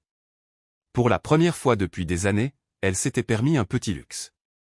Laura m'a convaincu. Ça te va. Moins caché. Le commentaire anodin toucha une corde sensible. C'était exactement ce qu'Emily ressentait ces dernières semaines, moins caché. Son vrai nom avait été discrètement rétabli sur les documents officiels, levant la peur constante d'être découverte. À propos de Laura, continua-t-elle rapidement, elle s'adapte vraiment bien au département juridique. Olivia semble impressionnée. Olivia est plus impressionnée par toi, révéla Michael. Elle ne l'admettra jamais à voix haute, mais elle respecte ta résilience. Emily sourit, un peu surprise. Sa relation avec Olivia était passée d'une hostilité ouverte à une sorte de respect prudent. La vérité sur son passé avait, ironiquement, créé une connexion inattendue. Elles comprenaient toutes les deux le coup de protéger ce qu'elles valorisaient. Donc, la cuisine, revint Emily sur le sujet, étalant les plans sur la table. Nous devons modifier la disposition originale. Alors qu'il passait en revue les détails techniques, Emily ne pouvait s'empêcher de remarquer comment leur dynamique avait changé. Ils n'étaient plus patrons et employés, ni même bienfaiteurs et bénéficiaires. Ils travaillaient comme égaux, chacun apportant ses forces à la table. Ce soir-là, presque tout le monde était déjà parti quand Emily éteignit enfin son ordinateur. À sa surprise, Michael apparut à la porte de son nouveau bureau. Toujours là. Il est presque 9 heures. Je pourrais dire la même chose de toi, dit-elle en bâillant. Certaines choses ne changent jamais. Tu es toujours le dernier à partir. En fait, je t'attendais. Il semblait étrangement nerveux. J'ai pensé qu'on pourrait dîner pour parler du projet, bien sûr. Emily étudia son visage un moment. Bien sûr, le projet. Le restaurant choisi par Michael était élégant mais pas ostentatoire, un endroit où ils ne se sentaient pas déplacés dans leurs vêtements de travail. Pendant le dîner, ils parlèrent du centre communautaire, des nouvelles familles choisies pour le programme, des cours professionnels commençant le mois prochain. Mais inévitablement, comme prévu, la conversation devint plus personnelle. Tu ne m'as jamais raconté exactement ce qui s'est passé, dit Michael doucement. À Chicago. Emily joua avec sa serviette, rassemblant ses pensées. La version courte, j'ai épousé jeune un homme charismatique qui semblait avoir le monde à ses pieds. Thomas était brillant avec l'argent, ou du moins, tout le monde le pensait. Compris-toi. Pendant un temps, oui. Il m'a donné tout ce que je pensais vouloir, statut, confort, sécurité. Emily prit une gorgée d'eau. Mais ensuite, j'ai commencé à remarquer des choses qui ne collaient pas, des chiffres qui ne correspondaient pas, des investisseurs qui semblaient trop nerveux. J'ai confronté Thomas, et il a juré que c'était juste une stratégie agressive, rien d'illégal. Mais tu ne l'as pas cru. Quelque chose clochait. J'ai commencé à fouiller, à collecter des documents. Quand j'ai réalisé l'ampleur de la fraude, j'étais horrifié. Des gens lui avaient confié leurs économies de toute une vie. Michael écoutait attentivement alors qu'elle continuait. J'ai apporté les preuves à un cabinet juridique spécialisé dans la fraude financière. C'est là que Laura travaillait. Mais Thomas avait des relations puissantes, et d'une manière ou d'une autre, il a découvert ce que je faisais. Il a réussi à convaincre tout le monde que j'essayais de faire chanter des clients, peut-être même de l'accuser de quelque chose qu'il n'avait pas fait. Et personne ne t'a cru. J'étais l'épouse ambitieuse qui profitait de l'argent. Pourquoi trahirais-je l'homme qui m'offrait cette vie à moins de vouloir plus? Emily esquissa un sourire amer. L'ironie, c'est que je ne me souciais pas autant de l'argent que Thomas le pensait. J'aimais la sécurité, oui, mais ce qui me rendait vraiment heureuse, c'était de le voir heureux, vivant son rêve. Que s'est-il passé ensuite? Quand la fraude a enfin été révélée des mois plus tard, Thomas n'a pas supporté la pression. Il s'est donné à mort avant de pouvoir être arrêté. Emily prit une profonde inspiration. Soudain, j'étais la veuve d'un escroc, présumé être sa complice. J'ai tout perdu, pas seulement l'argent. J'ai perdu des amis, du respect, mon identité. Et tu es venu à Boston pour recommencer avec un nom différent. Oui. J'étais fatigué d'être Emily Sullivan, la veuve suspecte. Je voulais juste être personne, je suppose. Michael tendit la main à travers la table et posa la sienne sur la sienne. Tu n'as jamais été personne, Emily. Pas même quand tu nettoyais discrètement ma maison. Son toucher était chaud et réconfortant. Emily ne retira pas sa main. À ton tour, dit-elle. Pourquoi as-tu inventé avoir une tumeur? Michael s'adossa à sa chaise, gardant ses yeux sur les siens. La vérité? J'improvisais. J'avais besoin de quelque chose de dramatique pour expliquer pourquoi je me souciais soudain de faire le bien, même à moi-même. Pourquoi avais-tu besoin d'une raison? Parce que les hommes comme moi ne font pas de charité par pure bonté. Nous le faisons pour des avantages fiscaux, pour le marketing, pour apaiser notre culpabilité d'être privilégiés. Il haussa les épaules. Un diagnostic terminal expliquait tout. Personne ne questionnerait un homme essayant de faire la paix avant de mourir. C'est cynique. C'est réaliste. Olivia aurait arrêté le projet si j'avais simplement dit que j'étais ému par la gentillesse de ma femme de ménage nourrissant les sans-abri. Emily réfléchit à ces mots. Pourtant, mentir sur quelque chose d'aussi sérieux, c'était mal. Je sais. Michael semblait sincèrement désolé. Je l'ai réalisé quand Olivia a découvert la vérité. Le mensonge a terni quelque chose qui était censé être purement bon. Et maintenant, sans le mensonge comme excuse, pourquoi continues-tu à avancer avec le projet? Michael la regarda dans les yeux. Parce que je t'ai rencontré, Emily. Tu m'as montré qu'aider les autres n'a pas à être une transaction distante. Ça peut être personnel, significatif, même changer une vie. Le dîner se prolongea tard dans la soirée, leur conversation passant facilement des sujets professionnels au personnel. Quand ils partirent enfin, une légère pluie avait commencé à tomber. Mon chauffeur peut te ramener chez toi, offrit Michael. Ce n'est pas nécessaire. Je peux prendre le métro. À 11h du soir. Emily sourit, percevant le ton protecteur. Je peux prendre soin de moi. Tu sais, j'ai survécu à pire que le métro de Boston la nuit. Je sais que tu peux. Il la regarda avec une intensité qui fit battre son cœur plus vite. Laisse-moi venir avec toi, alors. Je peux prendre le métro, moi aussi. Michael Langston dans les transports publics? Ça, il faut que je le voie. Riant, ils marchèrent ensemble sous la légère pluie jusqu'à la station la plus proche. À cette heure, le wagon était presque vide, leur donnant de l'espace pour s'asseoir côte à côte, leurs épaules se frôlant de temps en temps alors que le train oscillait. À quoi ça ressemble? Demanda-t-il doucement. Quoi? Vivre normalement. Pas de chauffeur, pas d'assistant, pas de porte qui s'ouvre comme par magie devant vous. Emily rit.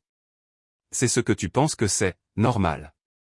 La plupart des gens ne luttent pas pour survivre, tu sais. Ils vivent, travaillent, aiment, font des erreurs, essaient encore. Michael baissa les yeux sur ses mains. Parfois, je me demande si je me souviens encore comment faire ça, vivre normalement. C'est comme faire du vélo.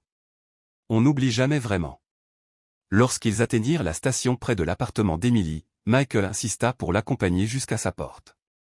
Ils marchèrent dans un silence confortable dans les rues tranquilles, échangeant parfois des regards et des sourires.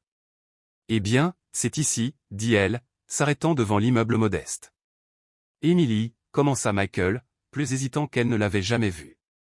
Peut-être que je me trompe, mais, tu ne te trompes pas, interrompit-il doucement.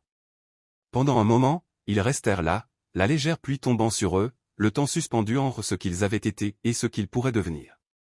Puis Michael toucha doucement son visage, se penchant pour un baiser tendre et presque timide.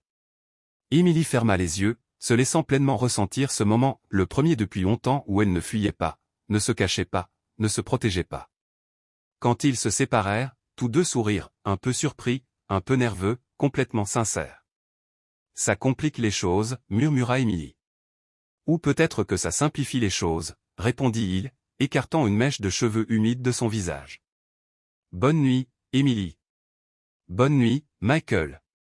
En le regardant s'éloigner, Emily ressentit un étrange mélange de peur et d'espoir.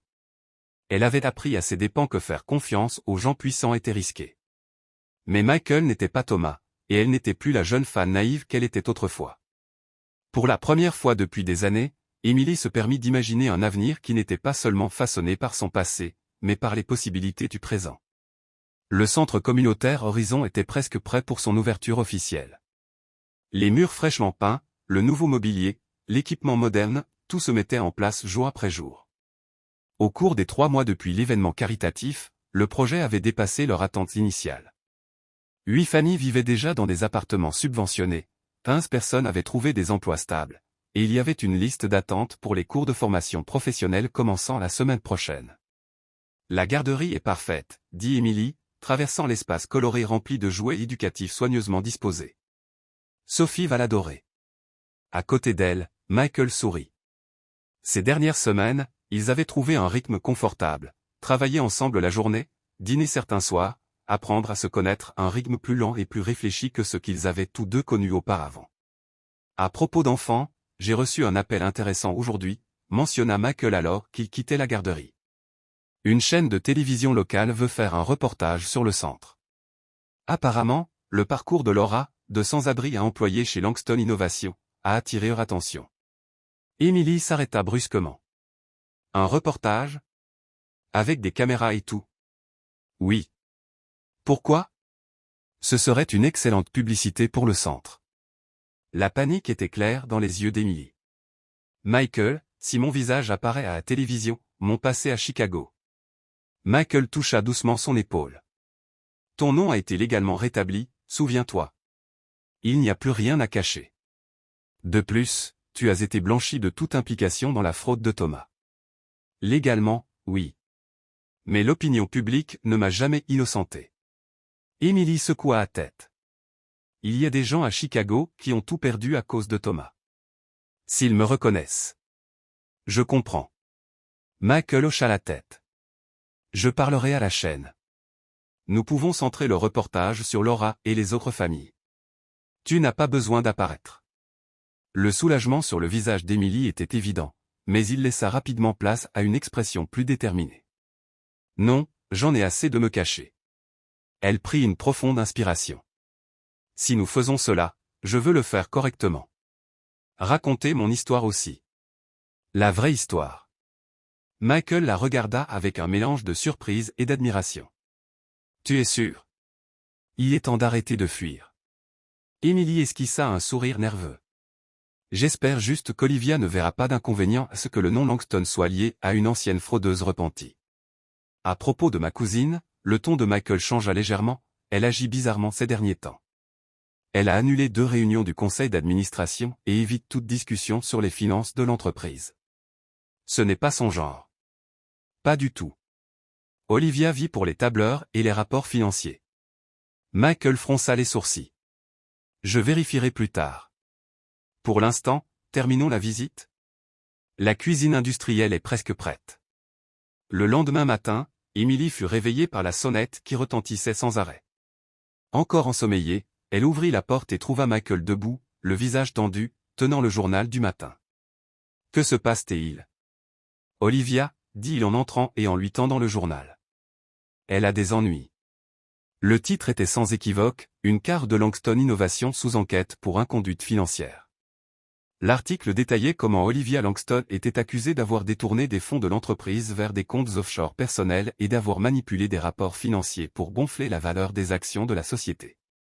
Mon Dieu! Émilie s'assit, abasourdie. Tu étais au courant? Je n'en avais aucune idée jusqu'à hier soir. La police m'a contacté. Michael semblait épuisé.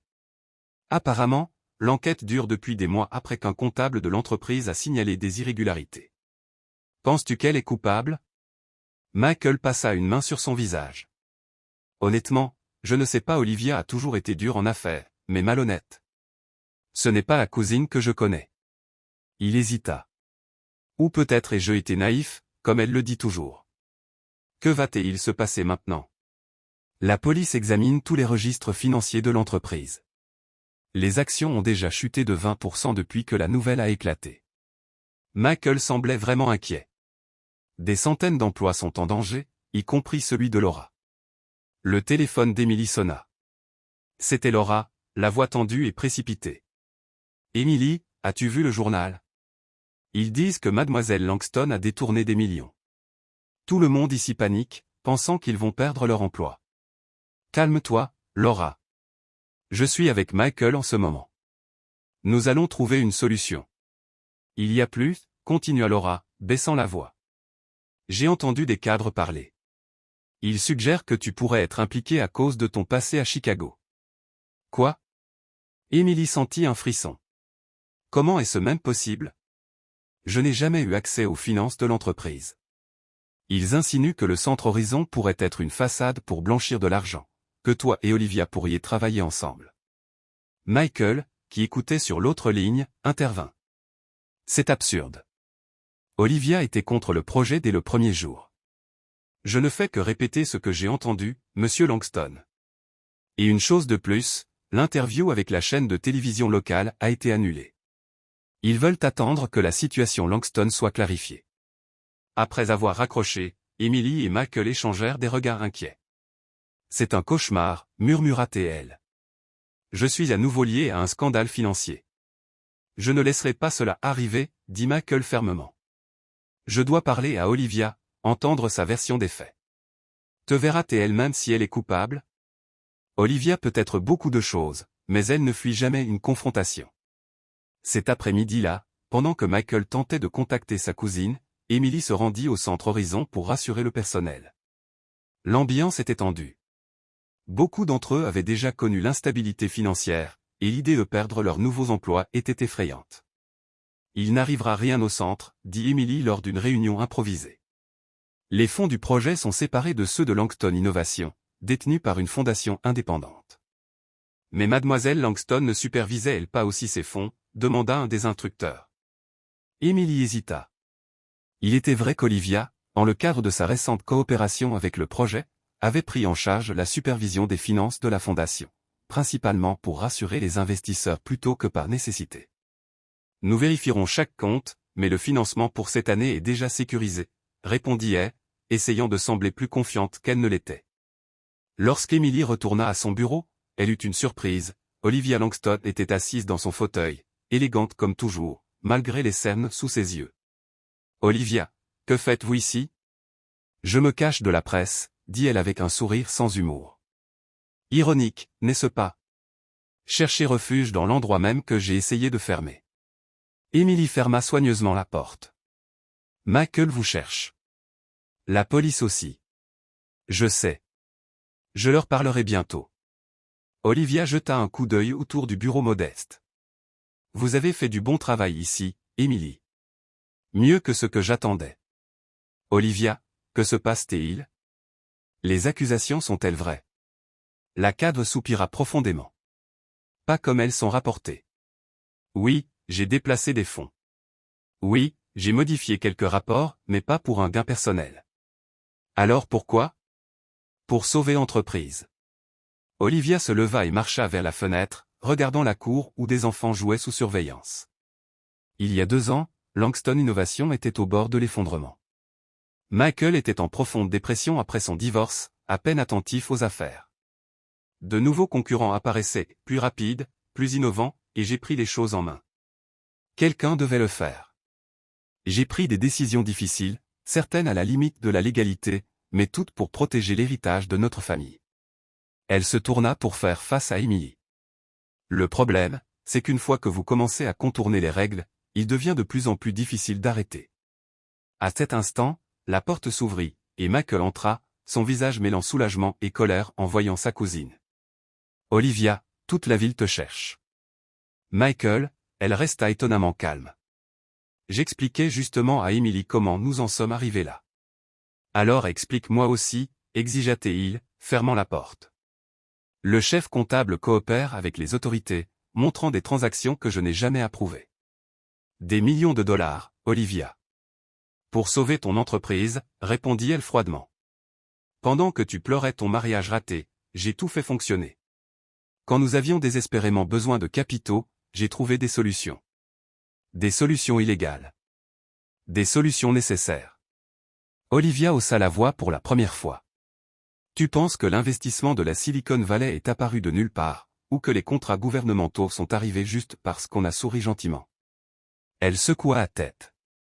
Quelqu'un devait se salir les mains. Emily observait l'échange, un sentiment troublant grandissant en elle. Les justifications, la manipulation financière pour un prétendu bien supérieur, cela lui rappelait trop ce que Thomas avait fait.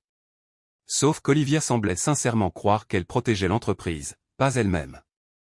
Olivia, dit Emily doucement, plus ça empire, plus il est difficile d'arrêter. Croyez-moi, je l'ai vu de près. Olivia la regarda longuement. La différence, Emily, c'est que j'ai toujours su exactement ce que je faisais. Et je ferai face aux conséquences. Quelles conséquences, demanda Michael, plus calme maintenant. L'entreprise pourrait s'effondrer. Des centaines de personnes pourraient perdre leur emploi. Le nom Langston sera traîné dans la boue. Olivia esquissa un sourire triste. À moins qu'il n'y ait un bouc émissaire pratique, quelqu'un avec un passé financier compliqué. Emily sentit le sang se retirer de son visage. Êtes-vous en train de suggérer? Je ne suggère rien. Je vous informe que plusieurs cadres ont déjà commencé à répandre la rumeur que vous, Emily, avec votre passé douteux, m'avez manipulé. Que le Centre Horizon était une distraction élaborée pendant que nous détournions des fonds ensemble. C'est ridicule, explosa Michael. Personne ne croirait ça. Les gens croient ce qu'ils veulent croire, cousin, surtout quand l'alternative est d'admettre qu'ils ont été dupés par quelqu'un en qui ils avaient confiance. Olivia se tourna vers Emily. Je n'ai pas lancé la rumeur, pour être clair, mais je ne l'ai pas démentie non plus quand elle a surgi ce matin. Le silence qui suivit était lourd d'implications. Emily se sentit mal. Une fois de plus, elle risquait d'être blâmée pour quelque chose qu'elle n'avait pas fait. Allez-vous vous rendre? Demanda Michael finalement. Oui, cet après-midi. Olivia ajusta son blazer parfaitement taillé. Mais avant cela, je voulais voir ce célèbre centre de mes propres yeux, comprendre ce qui était si important pour que tu risques la réputation de notre entreprise pour ça. Elle adressa un demi-sourire à Emily. Je dois admettre, ce que vous deux avez construit ici est impressionnant. Que se passe-t-il maintenant? Demanda Emily, l'esprit en ébullition. Je serai probablement arrêtée, répondit Olivia, d'un calme déconcertant. L'entreprise fera face à un examen intense. Le conseil demandera probablement ta démission, Michael. Et le centre, cela dépendra de votre capacité à dissocier ce projet des problèmes de Langston Innovation. Michael s'avança, déterminé. Nous blanchirons ton nom, Olivia. Ne sois pas idiot, cousin. Elle secoua la tête. Je suis coupable de ce dont il m'accuse, peut-être pas pour les raisons qu'il pense, mais coupable quand même. Olivia attrapa son sac coûteux, se préparant à partir. Ce que vous devez faire maintenant, c'est protéger ce qui compte vraiment, les gens qui dépendent de vous. Ce centre, Emily. Alors qu'Olivia atteignait la porte, Emily sentit qu'elle devait dire quelque chose. Olivia, ce que vous avez fait ne définit pas qui vous êtes. Croyez-moi, je le sais mieux que quiconque. La cadre s'arrêta, se retournant avec un regard pensif. Peut-être que vous n'êtes pas la pire chose qui soit arrivée à mon cousin après tout. Avec un dernier hochement de tête, elle sortit. Michael et Emily restèrent silencieux, essayant de digérer ce qui venait de se passer.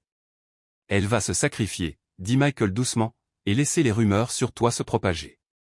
Emily prit une profonde inspiration, se forçant à penser clairement. Nous devons agir vite. L'interview avec la chaîne de télévision locale, ils ont annulé, souviens-toi. Alors trouvons une autre chaîne. Nous devons raconter notre histoire avant que les rumeurs ne deviennent la vérité. Une étincelle de détermination s'alluma dans les yeux de Michael. J'ai une meilleure idée. Organisons une conférence de presse aujourd'hui. Aujourd'hui? Il n'y a pas de temps à perdre. Olivia se rend cet après-midi, et les rumeurs sur toi circulent déjà. Michael attrapa son téléphone. Je vais appeler la presse, les investisseurs, tous ceux qui sont impliqués. Il est temps que toute la vérité soit révélée. Alors qu'il passait des appels, Emily tenta de calmer la panique qui montait en elle. Des années auparavant, à Chicago, elle était restée en retrait pendant que Thomas affrontait seul les accusations. Cela s'était mal terminé, le public l'avait jugé tout aussi coupable que lui. Cette fois-ci, serait-ce différent? Michael, dit-elle, l'interrompant alors qu'il était encore au téléphone. Que prévois-tu exactement? Il couvrit le combiné de sa main. Conférence de presse à 16h au siège de Langston Innovation. Je vais tout exposer, comment le projet a commencé avec un mensonge sur la tumeur, les agissements financiers d'Olivia, ses motifs, tout. Et moi? Mon passé? Surtout toi. Il est temps que le monde rencontre la vraie Emily Sullivan, la femme qui a eu le courage de dénoncer son propre mari, de reconstruire sa vie à partir de zéro, et d'aider les autres à faire de même. La peur d'Emily céda lentement place à une détermination croissante. Oui, il était temps d'arrêter de fuir. Temps de ne plus laisser les autres raconter son histoire. À 15 heures, alors qu'il se préparait pour la conférence de presse, Michael reçut un appel qui changea tout. Olivia s'était rendue, comme promis. Mais avant cela, elle avait soumis des documents détaillant toutes ses actions et, à la surprise générale, des documents qui blanchissaient complètement Emily de toute implication. Plus surprenant encore, Olivia admit qu'elle avait initialement prévu d'utiliser le Centre Horizon comme couverture pour détourner des fonds, mais qu'elle avait changé d'avis après avoir vu le travail réel qui y était accompli. Au lieu de cela, elle avait discrètement transféré 5 millions de dollars de sa propre fortune à la fondation du centre, sécurisant ses opérations pour au moins 2 années supplémentaires, quoi qu'il arrive à Langston Innovation. « Je ne comprends pas, » dit Emily, confuse. « Pourquoi ferait-elle cela ?» Michael semblait tout aussi surpris. Peut-être qu'Olivia a plus de facettes qu'on ne le pensait. La conférence de presse fut une tempête de flashs et de questions.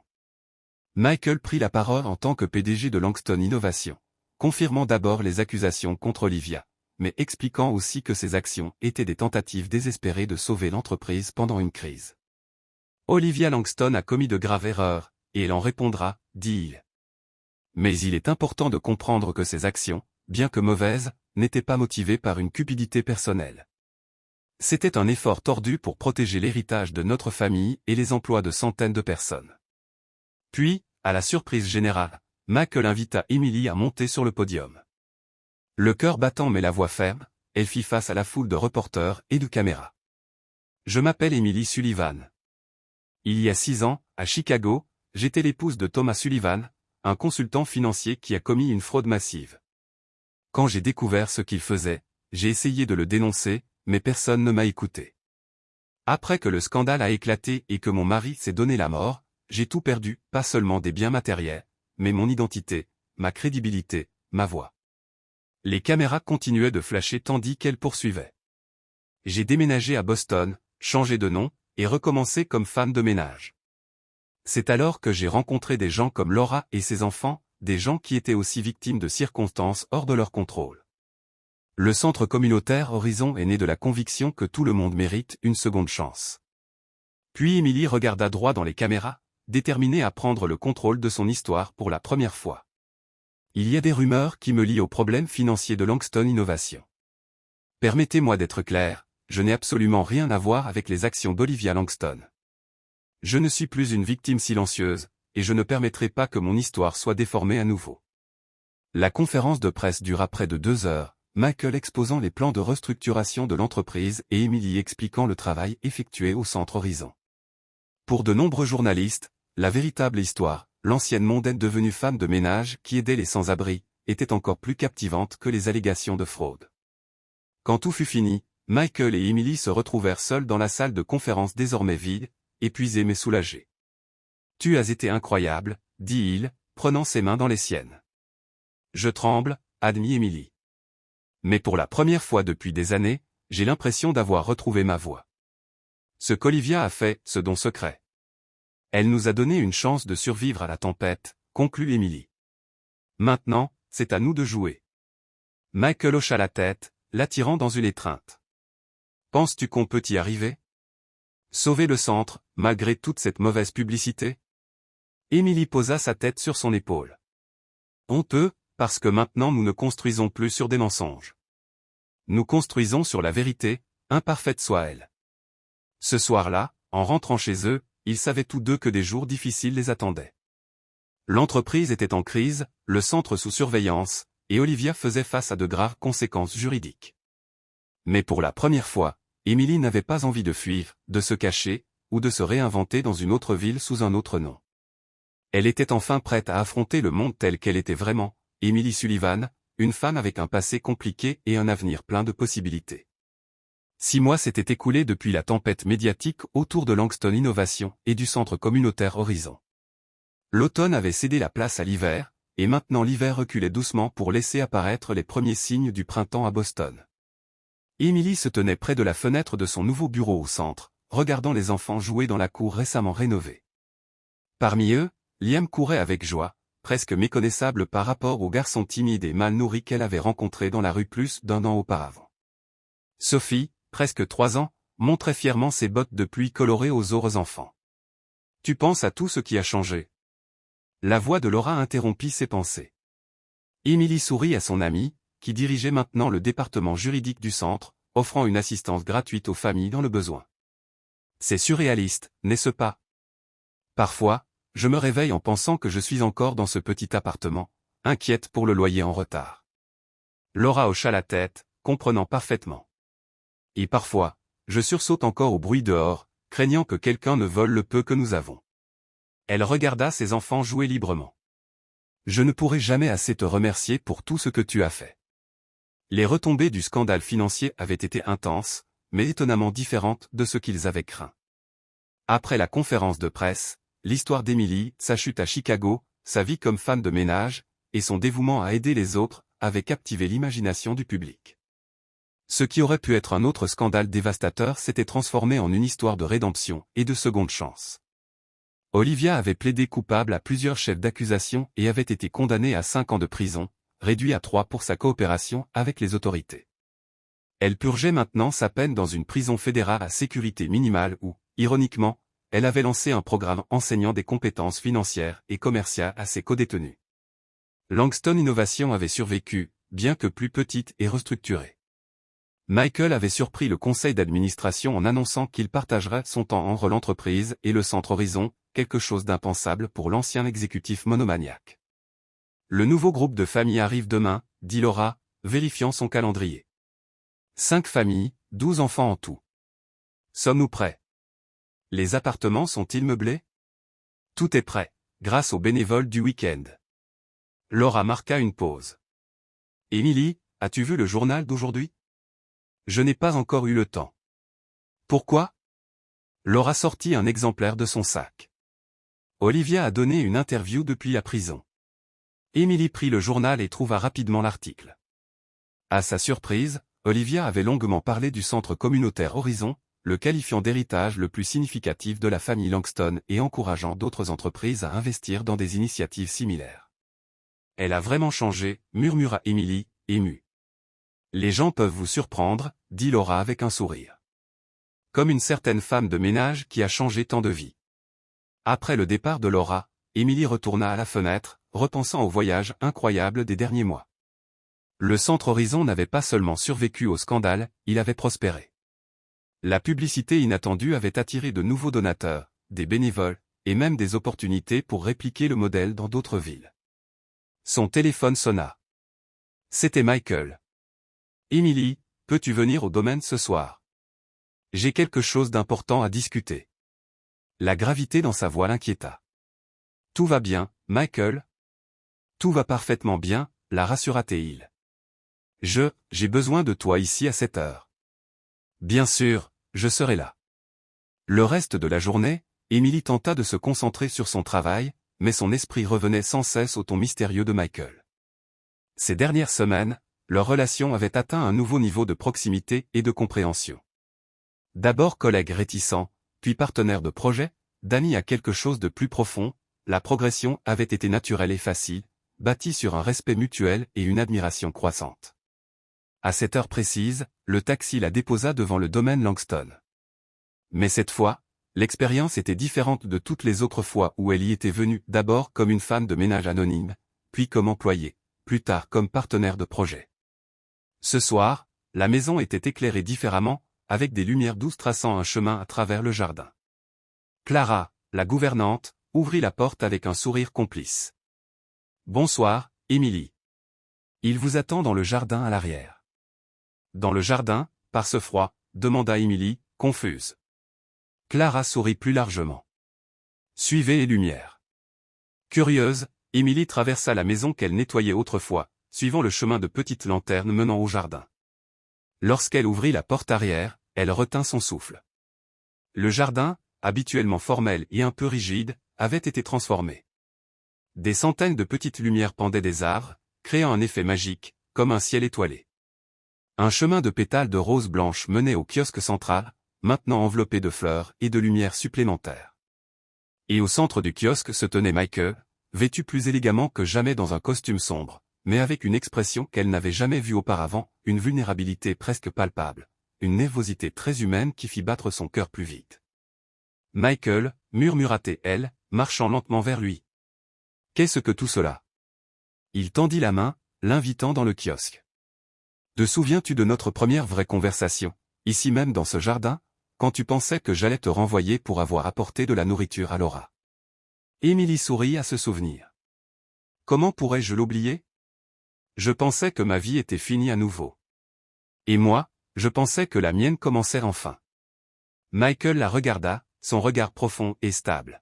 « Émilie, ce jour-là, j'ai menti sur ma maladie terminale parce que je ne savais pas comment expliquer, même à moi-même, pourquoi ce que tu faisais me touchait tant, pourquoi cet acte simple de gentillesse m'avait si profondément ému. » Il prit ses mains, son toucher doux et ferme. « Maintenant, je comprends. Tu m'as montré un monde au-delà du mien, un monde où les gens se soucient vraiment les uns des autres, où les secondes chances sont réelles, où la valeur n'est pas dans ce qu'on possède, mais dans ce qu'on donne. » Les yeux d'Émilie commencèrent à picoter de larmes retenues alors que Michael continuait. « Ces derniers mois ont été les plus durs et, d'une certaine manière, les plus significatifs de ma vie. Olivia en prison, l'entreprise en crise, le centre sous pression et pourtant, tout ce à quoi je pense, c'est à quel point je suis reconnaissant pour ce moment il y a 1 an où j'ai décidé de suivre ma femme de ménage pour voir ce qu'elle cachait. » Puis, à la complète surprise d'Émilie, Michael s'agenouilla devant elle, sortant une petite boîte en velours de sa poche.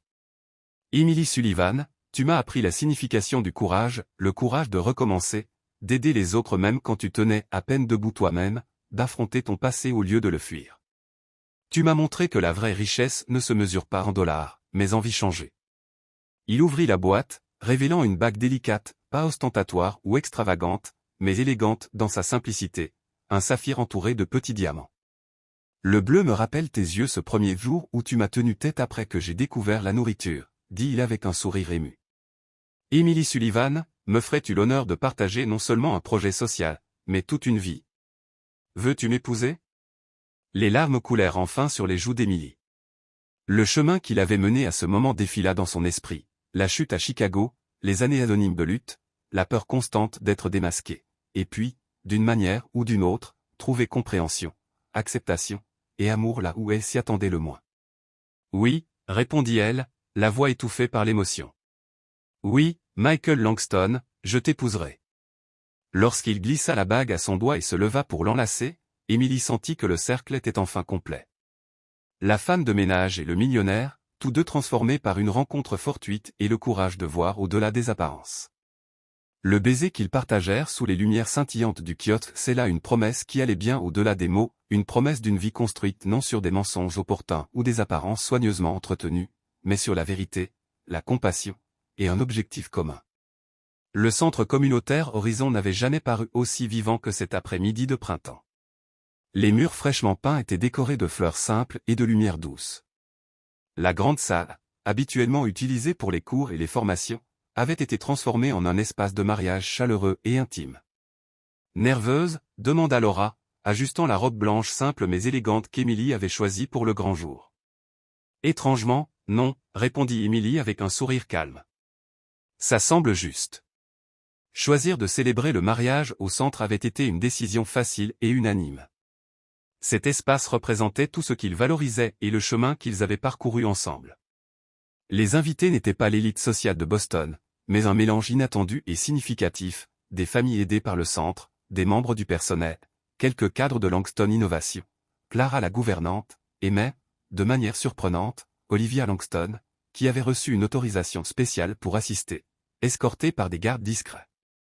Liam, maintenant âgé de 6 ans et vêtu d'un petit costume qui le rendait adorablement mal à l'aise, entra dans la pièce improvisée pour la marier. « Tante Émilie » appela-t-il avec une urgence sérieuse, « c'est l'heure. » Oncle Michael a l'air de vouloir s'évanouir de nervosité. Émilie rit, ajustant son voile simple une dernière fois. Laura l'enlaça fort avant de partir prendre sa place comme demoiselle d'honneur. « Merci pour tout » murmura Émilie.